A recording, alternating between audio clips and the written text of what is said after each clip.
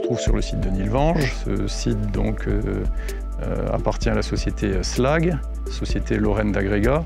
C'est un crassier sur lequel des laitiers ont été déposés par les industries sidérurgiques. Et donc aujourd'hui, la société Slag extrait, traite et commercialise les laitiers.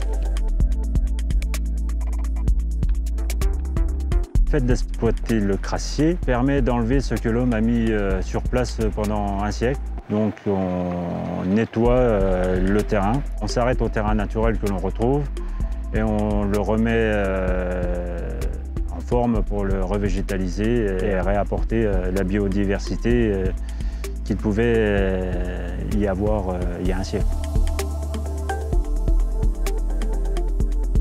La position du site, finalement, elle est obligée, elle a été fixée par le terril, bien évidemment. Par chance, je considère qu'elle est plutôt bien placée. Enfin, le site est plutôt positif, puisqu'on est à proximité de Metz, on est à proximité de Thionville, on est à proximité des axes principaux et circulés sur lesquels on a fait des travaux importants. Et donc, sur beaucoup de chantiers, que ce soit la RD 14 qui va vers Longwy ou la RD 16 qui va vers le Luxembourg, on a pu bénéficier des matériaux ici présents qui n'étaient pas très éloignés, finalement, de nos chantiers.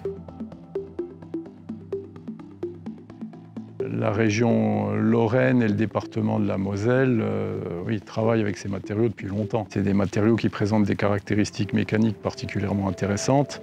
On est dans une région qui présente un déficit en matériaux durs et donc, travaillant avec les donneurs d'ordre régionaux, on a tout naturellement trouvé une place pour ces matériaux. Je pense que le regard des donneurs d'ordre a déjà changé. De toute façon, il s'inscrit dans une mouvance internationale, enfin mondiale, d'amélioration de l'environnement, de recyclage. Et donc, de toute façon, l'image aujourd'hui, elle est positive pour tout ce qui est récupération de matériaux, recyclage, reprise de déconstruction, etc. Slag s'engage à nettoyer tout le laitier déversé par l'homme pendant plus d'un siècle pour y redonner son aspect d'origine.